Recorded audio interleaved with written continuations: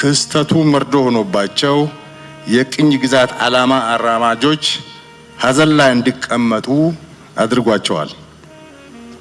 በሂደትም ሁሉም የሰው ልጅ እኩል መሆኑን እንዲመረምሩ ተገደዋል። የኢትዮጵያውያን ድል አድራጊነት በቅኝ ተገዥነትና በባርነት ቀንበር ስር በነበሩት ጥቁር ህዝቦች ዘንድ ከፍተኛ ደስታ ከመፍጠሩም በላይ በቅኝ የተያዙ ህዝቦች ሁሉ ለነጻነት የሚያደርጉትን ትግል እንዲያቀጣጥሉ አነሳስቷቸዋል። ዓለምን በሙሉ በተለይም የአፍሪካን ጥቁር ህዝቦች በባርነት ለመግዛት የተነሳሳ ሁሉ በጥቁሮች ሊሸነፉ እንደሚችሉ ትምህርት እንዲወስዱ ያደረገ ሲሆን በጥቁር ህዝቦች ዘንድ ደግሞ በራስ የመተማመን መንፈስ እንዲዳብር አድርጓል።